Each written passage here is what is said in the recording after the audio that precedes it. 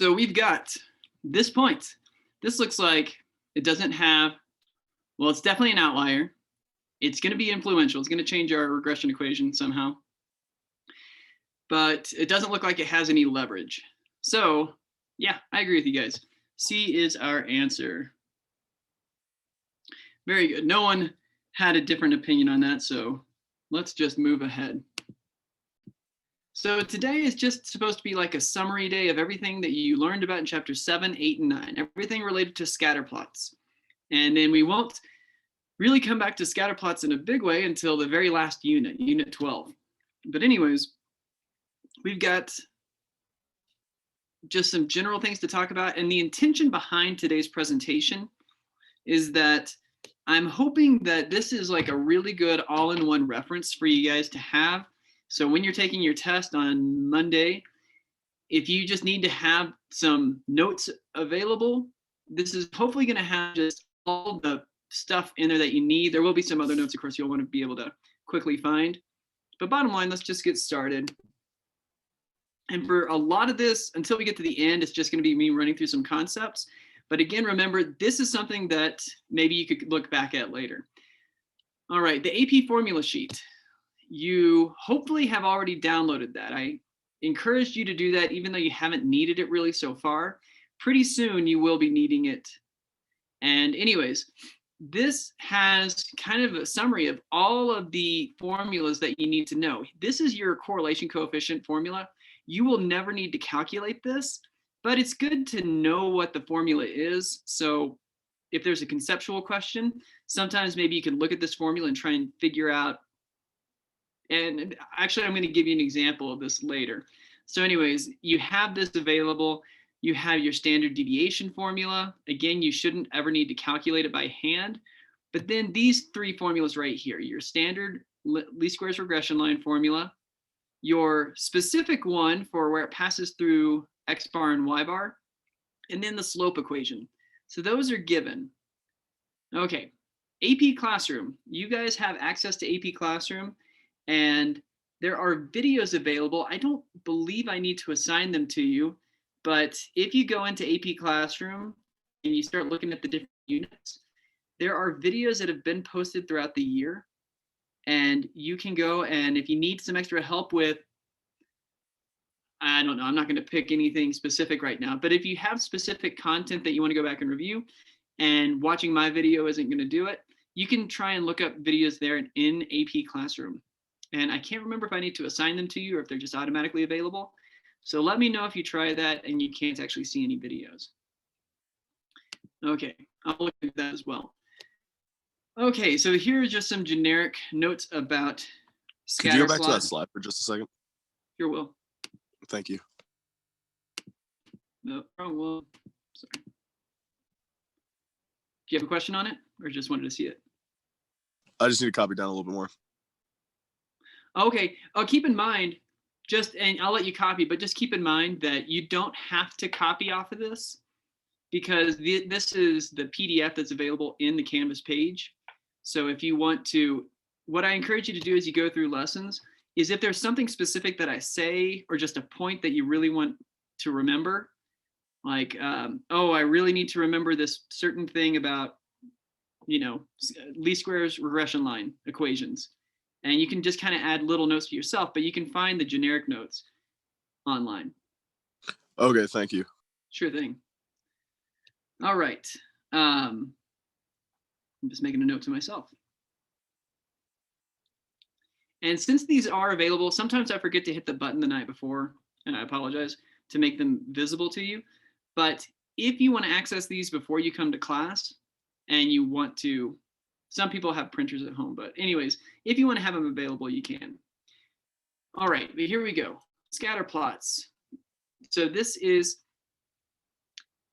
kind of from the beginning, explanatory and response variables. So you want to think to yourself, from these two variables, which one makes the most sense to use as a predictor of the other? And that one will be the explanatory one. So if they give you some kind of clues, like r squared is always going to explain the variation of the y values.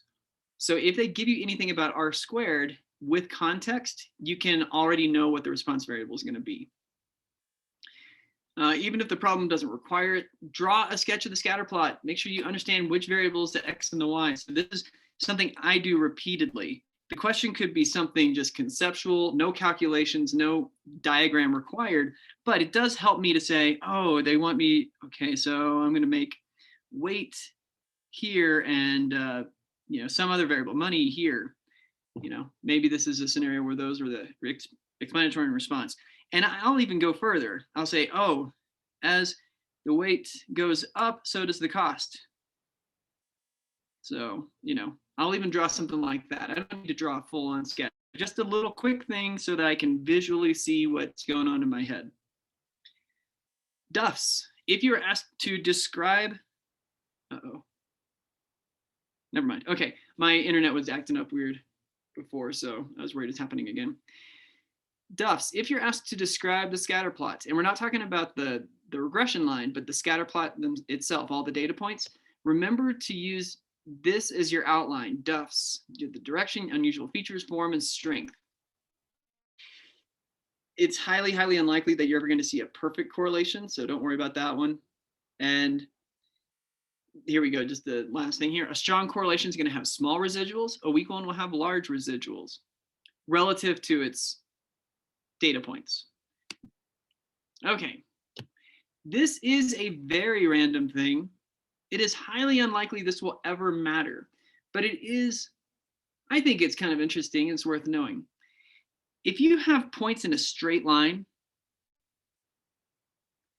and I mean, these are exactly on a straight line. We talked about this. That would be a perfect one correlation. Now, it doesn't have to be going at a particular slope. It could be going more like this. Notice how that's just very slightly going up. The correlation is still going to be 1 for both of those. And the correlation does not mean that's the slope, because we have a formula for that. Here's the point. There is an exception to this. If all your points fall on a perfectly horizontal line like this, then you have a correlation of 0 if it's perfectly horizontal. Because, and there's just a couple ways, there's no change in Y. So no matter what happens to X, there's no change in Y. So none of the change in Y is explained by X, because it's not moving at all. So X doesn't matter. So there's no correlation. Y is constant, and it doesn't matter what your X value is. And then if you also look at your correlation, this is where I was saying, if there was a conceptual question, notice that your change in Y right here, this is all basically going to cancel out to 0. Really, it's going to be 0 over 0. You're going to get something really weird, but there's no change. So that just basically gives you a correlation of 0. Okay. It's a very random thing. If you have a perfectly horizontal line, every point falls on it, your correlation is 0. Okay, so why is this called regression? And you might have read this little side box in your book that talked about this, but Francis Galton kind of was looking at this in terms of offspring and heights and things like that. And there's the idea that if you are far from the mean, you're one of the outliers, then your next generation is likely to get closer to the mean and regress toward the mean. So that's where the term regression came from. But fun fact, Francis Galton was a eugenicist and probably not a very good person in the end, kind of racist too. But that's a side point. That's where regression comes from. Notes about linear regression. So the least squares regression line. I'm really not going to talk about this too much. If there's something super important, I will point it out. But yeah, the sign of the correlation will match up with the scatter plot. Your coefficient of determination. This was a video you needed to watch. I didn't directly teach you this, but it is describing how much of the variation in your response variable is explained by the model, and it will vary between 0 and 100%. Mr. Davis. Yes. I just looked up what a eugenist was, and I will be withholding from doing regression lines due to my personal choices, because I don't feel like I should support that, So you can just mark me off on the quizzes. Okay, on those questions. I will gladly give you a 0 for those questions. And I appreciate the stance that you're taking. It's very bold and brave of you. Okay, the regression equation. So A is your y-intercept. Now, this is not super complex, but here at the bottom, you'll notice this interpretation template. And note, and it's kind of a fill in the blank. I kind of hate this, but it's also kind of a good thing to note. And the thing is, you don't have to repeat this verbatim when you write an answer, but it's just good to kind of think about what information is needed. So according to the model, we would expect a value of y units for, I'm not going to read it, but here you can see where I plug in some numbers for a particular concept or a context. So we would expect a value of blank for salary when level of experience is 0 years.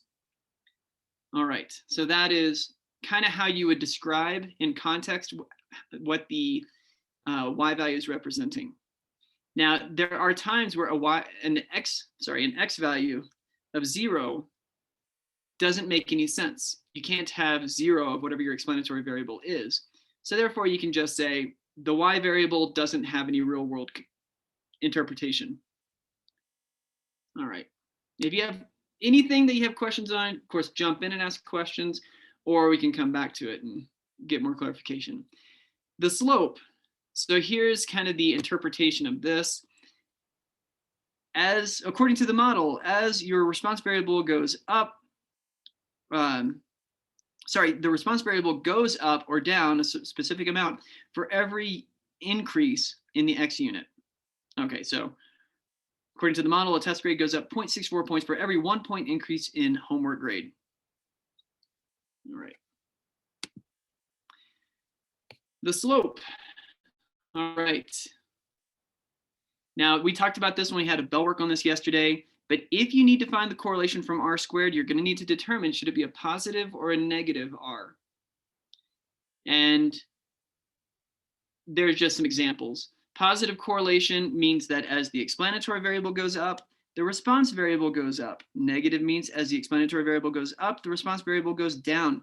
And it can be helpful to think of that in those terms. Okay. Regression equation. All right. Another thing to do is don't just leave it in the y hat equals a plus bx form. You want to put some context into it. So here's one where we talk about weight and give some units and things like that. So there are different ways of adding in the context. So make sure you're doing that. All right. The conditions that we need to make sure of before we do a regression analysis. We're looking at 2 quantitative variables. That has to be there. It must be a linear scatter plot. If it's non-linear in form, we cannot do the linear regression analysis. Okay, the outliers.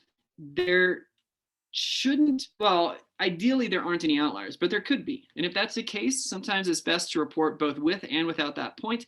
If you can explain away that point, maybe say, oh, this was a data entry error, or this is a unique case, and that's why this outlier exists, then that's a good thing to do. Equal variance. Make sure that when you're looking at the residual plot, you have the same look. So here's your residuals.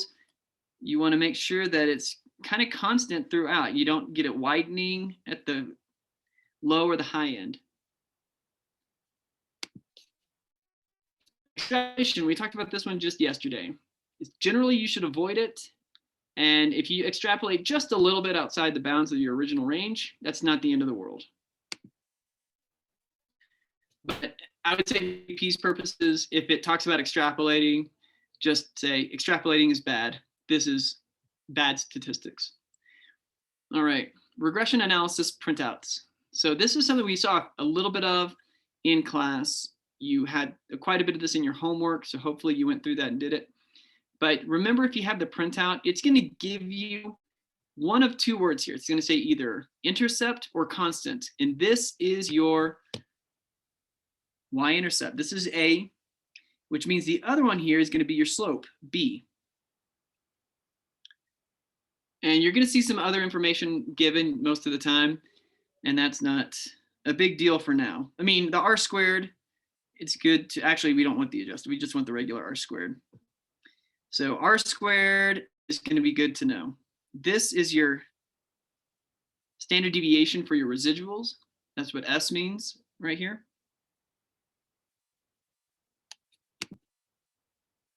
Okay.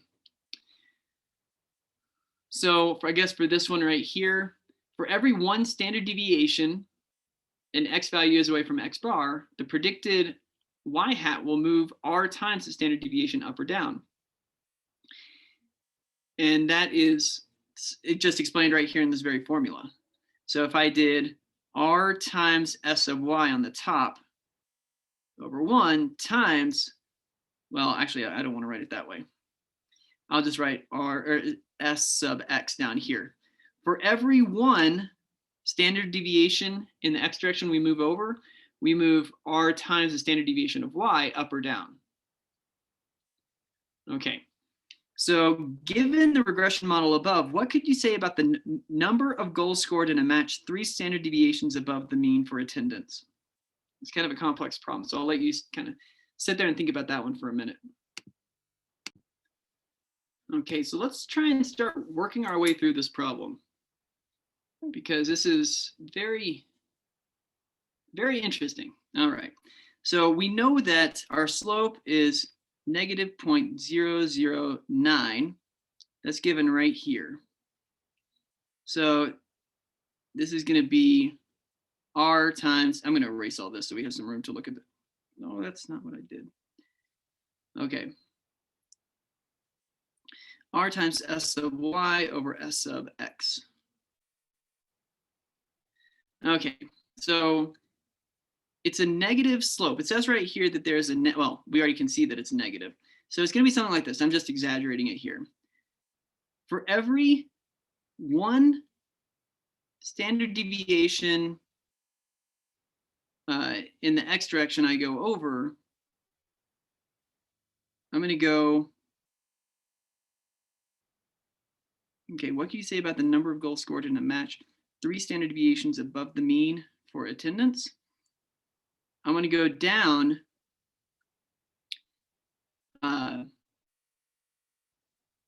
r times, does it show us our, does it give us our r value? It does not. So anyways, I can tell you, I don't think there's a problem like this in the test, but this is a question that came from the textbook, or a question like this is in the textbook. This is what happens when I don't prepare for class and I think I'm going to wing it. So I'm figuring this out, and I did this really well last semester, but it's a tough question. All right, but we do know that there's a slope, right? So we went over 1 in the x direction, which means we went down negative 0.009 in the y direction. So if we go 3 over, now we're not going over, so now let's just look at it this way. Instead of going over 1, I'm going to pretend that I went over 1 standard deviation of x. So now I'm going to go down negative 0.009 standard deviation of y. So are you guys with me on this? And if this is the case, if I go 3 times that, let's pretend I did 3 times the standard deviation to the right. Now I'm going 3, now bring this over here, 3 times negative 0.009 times the standard deviation of y down. So this is going to give me, when I multiply that out, it's going to be negative 0.027 times the standard deviation of y. I don't know these values, but I can say that when I move over 3 standard deviations above the mean, I'm going to go down. So I could just answer it in a sentence or with a phrase, down 0.027 standard deviations in the y direction. So that is kind of the idea behind this. What would that mean for like the attendance? for the basic idea is that the more people attend a game in the World Cup, the fewer goals are scored. So Oh. we're using attendance to predict the number of goals. Right. So when you say down 0.27 to the standard deviation, well, that means like there would be less attendance the more goals scored. There would be fewer goals. Fewer goals, the more people there. Right. That's interesting. Yeah. Now it's a very small change, and so it's not that big of a difference.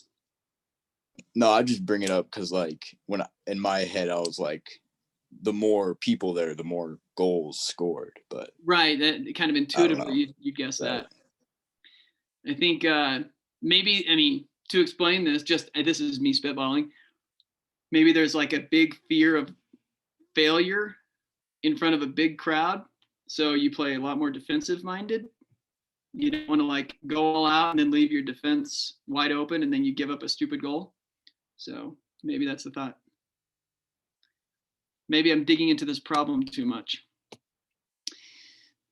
Notes about residuals. Okay, pretty straightforward. Your residual is positive. When your residual is positive, the model underestimated. And when your residual is negative, the model overestimated. There's some examples to that. Kind of straightforward. This is not that bad of an idea, or not that difficult of an idea compared to some of the other stuff. So here's kind of the thing about this. Here are the types of questions you might see. If you know the regression equation and you're given a residual, you can work backwards to find the actual y value. So we have a regression equation that says y hat equals all that. If you have a negative 4.21 residual when the x value is 28, what is the y value? Okay, so we've got a predicted y value. I know my x value is 28, so I can figure out what my predicted value is going to be. So that'll be y hat is going to equal 42.34 minus 0.537 times 28. And we can figure that out real quick. I'm not going to do the next one, but we will do this one.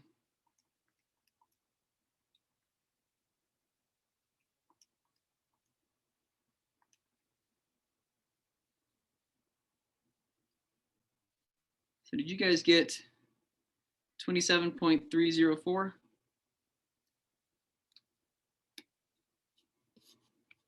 did I make a mistake?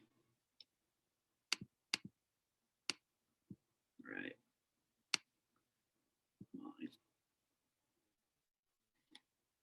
I hope I did that right. So if this is the case, we predicted 27.304. Now we know that the residual is the actual minus the predicted. So my predicted value is 27.304. My residual is negative 4.21. So that means my actual, I'm just going to put X here. Maybe I should have put Y. You know what? I'm going to put Y because that makes more sense. Okay, so now we can actually just work backwards to figure out what the original Y value was. Add 27.34 to it. And you get your original Y value, not Y predicted, sorry. Your original Y value is 23.094. All right, now we can do the same thing. If I give you the Y value and I give you the same equation with a different X value, you can figure out the residual. But I will not do that part. If you want to go through that one, we can come back to that later. But hopefully this is the more complex problem, I think. So hopefully if this one made sense to you, the other one will make sense as well. And don't forget, tomorrow or Monday when you come to class and it's test day, if you have a lot of questions, just hang out. You don't have to just jump right into the test. I want to just keep reminding you of that. This is just an interpretation for residuals. You might or might not ever need to interpret a residual, but it is possible. And this is not saying what you exactly have to say, but just an idea of what you could say. All right, I'm just going to move ahead. everyone's had a chance to look at that.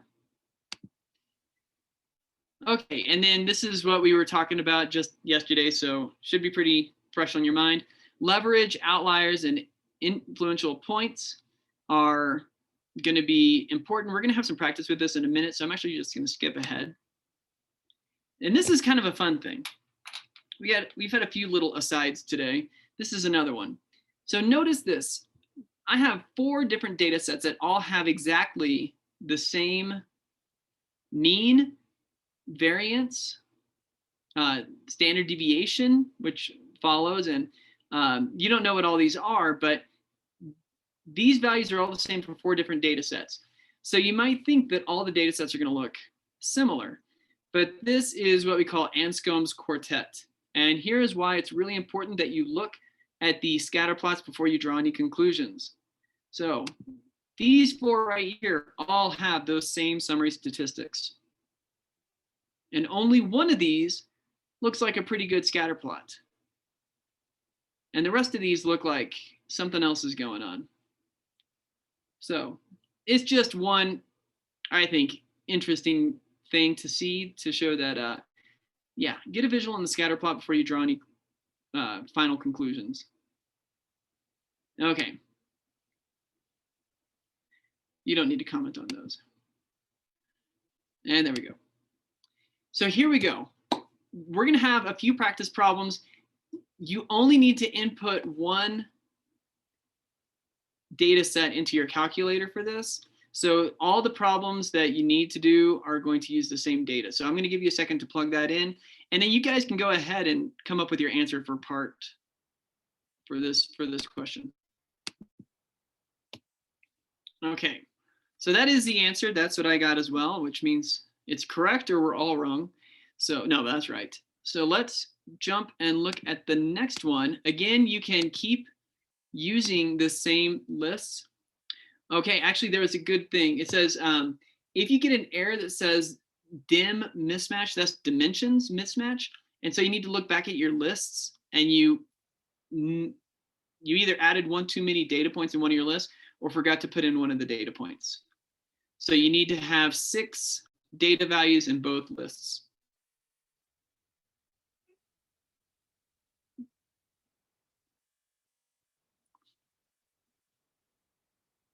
All right, I'm going to move ahead. It says I have 6 in each of the lists. And it still says the mismatch thing.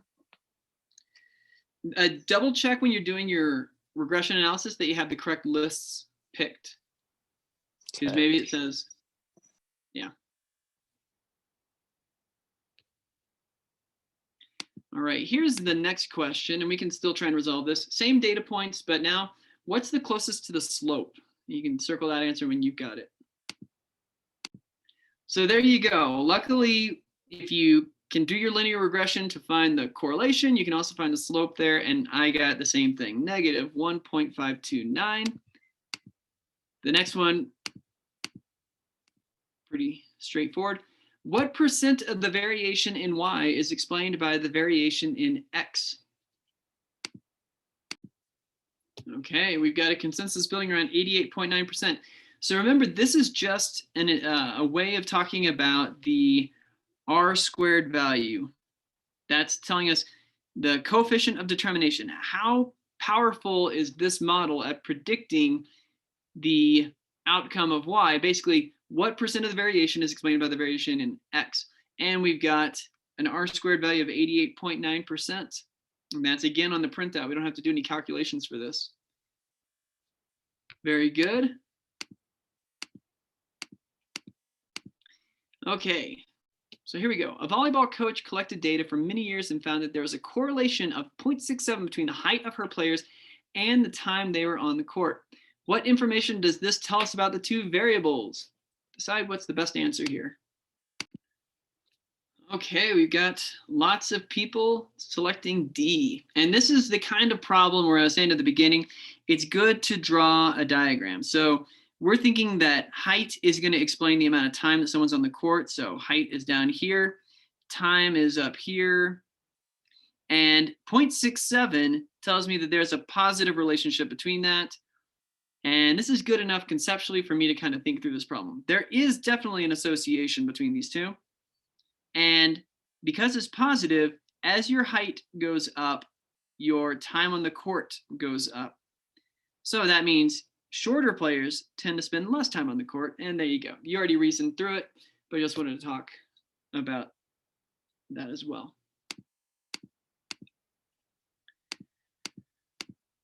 Okay. Stock was recently split, which means that each share value was halved. What is the correlation between the pre-split value and its post-split value?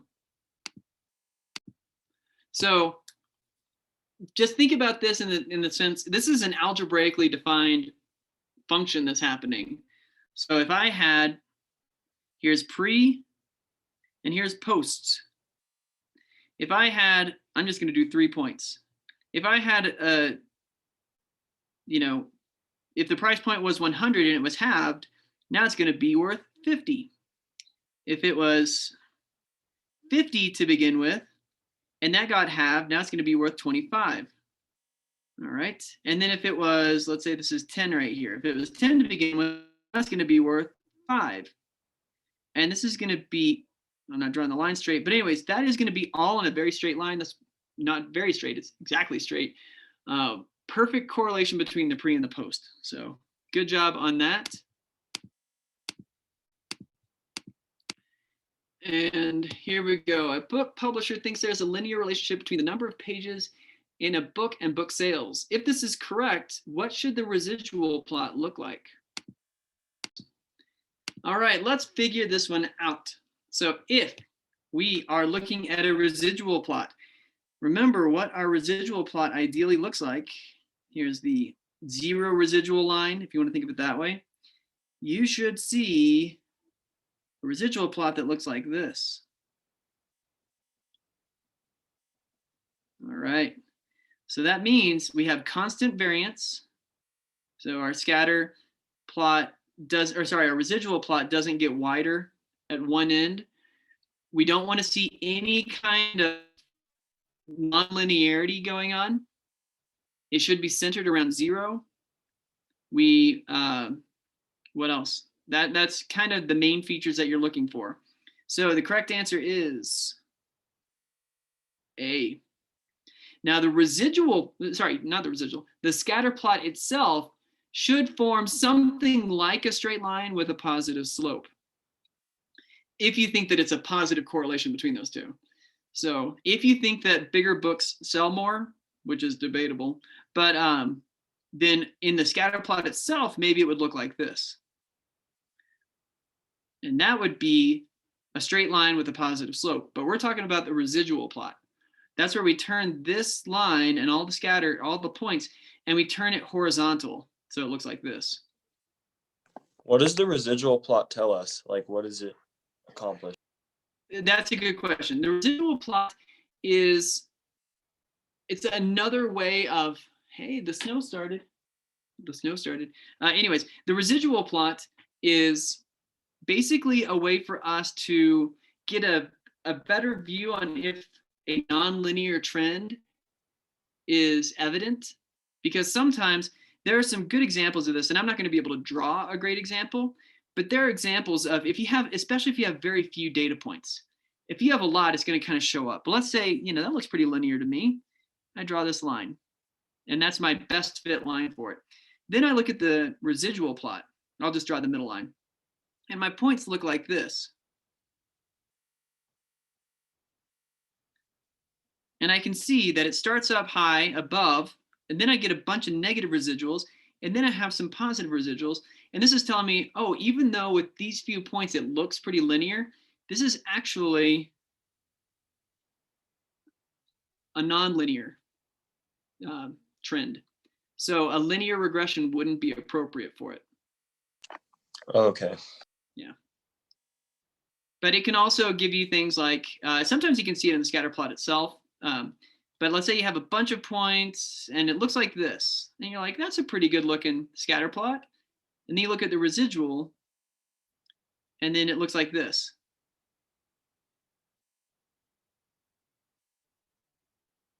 You can see what's happening it's not constant variance. We get this widening that's happening like that. And then that is also one of the assumptions that we need. It needs to be constant variance. But here, we're not really getting constant variance.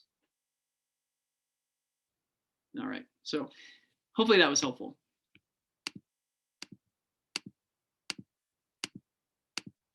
All right, in same data point, but now we have a question about a special point. So identify which one you think is a high leverage outlier. All right, now this is one that it might help to look at the scatter plot on your calculator. So if you already have list 1 and 2 set up in your scatter plot, if you never change that, you can just hit zoom 9 and you can kind of see the trend that's happening. And with these two, I mean, it's just to roughly draw what's going on.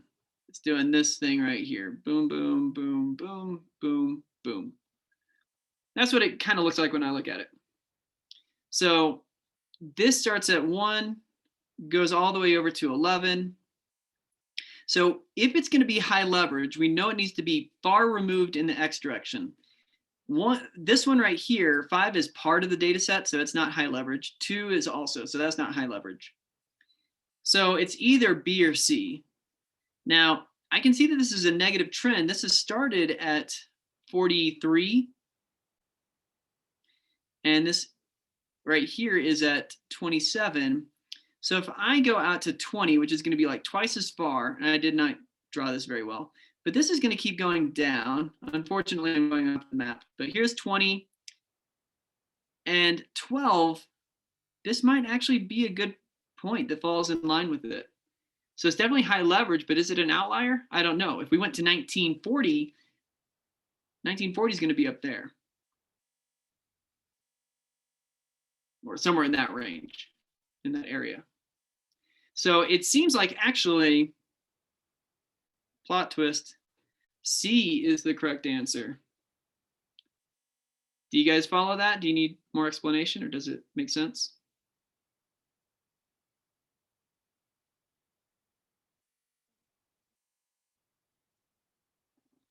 Your silence tells me you understand. If there are questions, of course, we can talk about that more. I will clear that. We will look ahead. Let me see. Okay, we only have just 2 more things and then we're done. Okay, I'll just let you read this question and come up with your answer. So what we've got is we have our X value that we can plug in order to predict height. And if I do that, my predicted weight, I'm just going to write it this way, is going to be negative 120 plus 4 times 67. And this is one of those, before I move ahead, this would be one of those problems where if it asks you to interpret this right here, that makes no sense. No one is 0 inches tall. And so you could just say, in this particular context, the Y value doesn't have any meaning, or, you know, because no one is 0 inches tall. All right. So anyways, as I run through, if I do this math, I'm not going to show all my steps because I just plugged it in my calculator. I got the predicted weight was 148. All right. From there, we know that the residual, it's asking what is the residual for this, is going to be the actual 135 pounds minus the predicted, which is 148. And when I do that, I get negative 13, just like a couple people here responded. So that is it. All right, last thing to look at.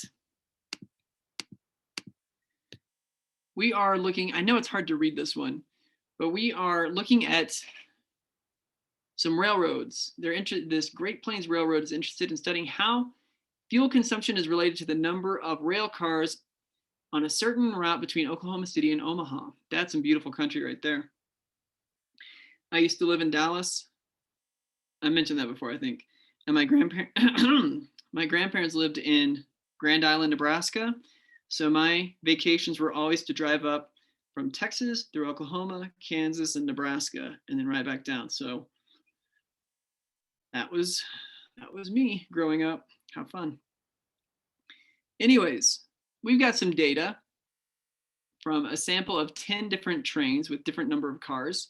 Here's the scatter plot. It gives it to us. And luckily, we don't have to plug this number in and do anything because they already give us all the important values down here. So you might think, oh, I need to plug those values in. No, you don't really. Is a linear model appropriate for modeling these data? Clearly explain your reasoning. This is an FRQ. And one thing that some people have been missing points on the test, it hasn't been killing your grade. But one thing I want you to be aware of is you need to answer every part of this with a complete sentence. I will probably be a little bit lazy here, but I'll verbally say what I would do here. I would look at this, and the way I would answer this is by looking at the residual plot. And the residuals tell me that the variation is fairly constant. It's not perfect, but it's never perfect. It's fairly constant variation. There's not a real nonlinear trend. There's a little bit of something that looks like this, but it's not drastic. And so we're looking for really, really obvious nonlinear trends. And so if I look at the regular, I can see that this appears to be linear here also. So I could just comment about that. I could say for part A, the residual plot, I'm just going to write the residual plot, ... shows that there is constant variation along the length of the regression line of the residuals. There's not any strong nonlinear trend. I don't see any outliers. That value right here is potentially an outlier, but it's not a very strong one. So no real strong outliers. And these are both quantitative variables, and therefore a linear regression is appropriate.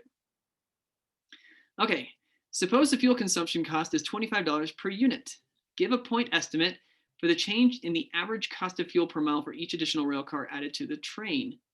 Show your work. So this is wanting us to rescale or transform the data in a way. So we need to kind of think about for part B. Now you'd probably want to do some work, but then you could have a summary sentence. My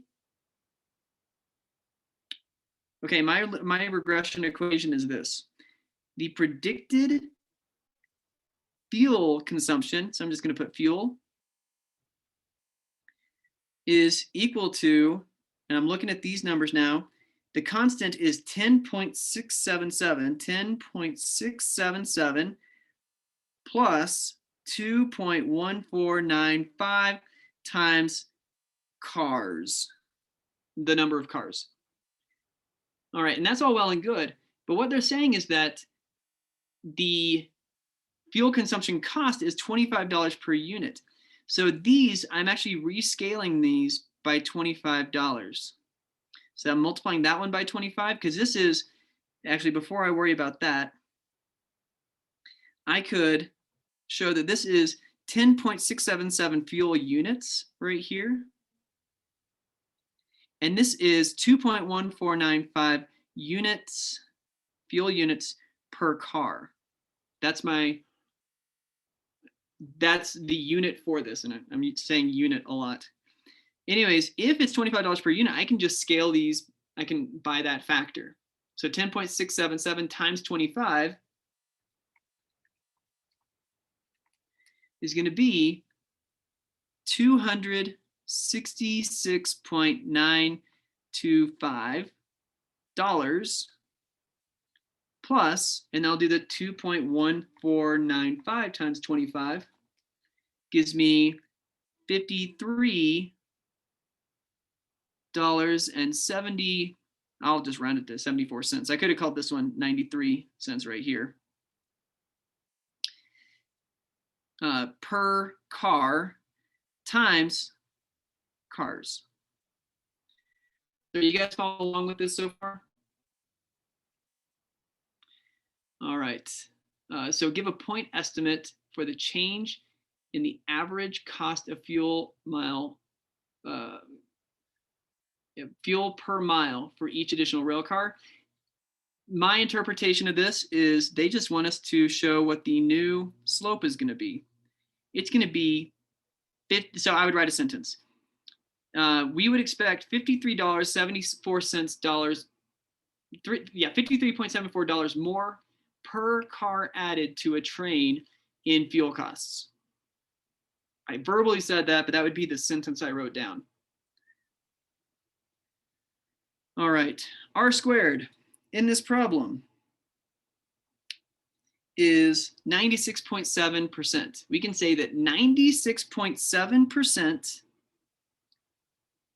of the variation in fuel costs or fuel units is explained by the model.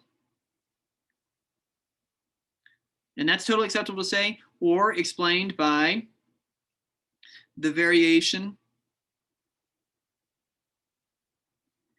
in number of cars.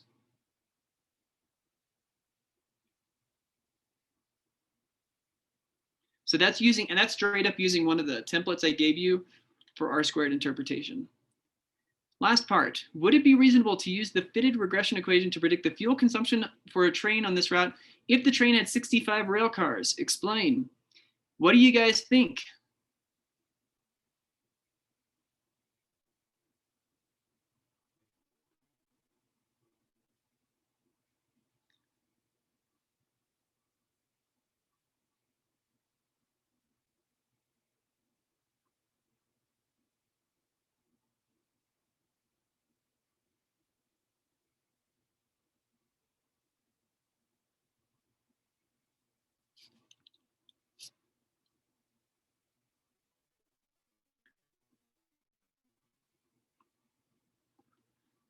So let me rephrase the question. Would it be appropriate to use this model to predict the fuel consumption on a train with 65 cars?